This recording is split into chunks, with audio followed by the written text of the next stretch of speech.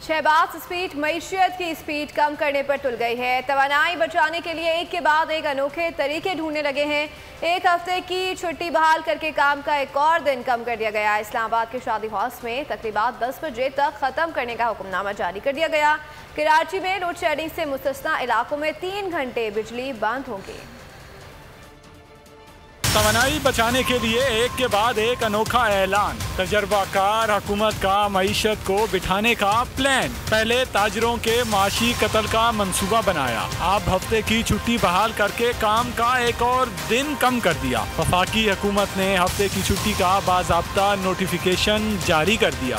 शादी में धूम धड़क्का करने के लिए सिर्फ 10 बजे तक का टाइम फिक्स कर दिया। अवाम के अरमानों पर पानी फिर गया। शादी हाल मालकान की भी रोजी रोटी पर बन गई। इस्लामाबाद में शादी हालों में तकरीबन 10 बजे तक खत्म करने का हुक्मनामा जारी। दावे वादे धरे रह गए। लोड शेडिंग का जिन मुस्तस्ना इलाकों को भी खा जाएगा कि इलेक्ट्रिक ने मुस्तस्ना इलाकों में बिजली बंद करने के पैगामात भेजना शुरू कर।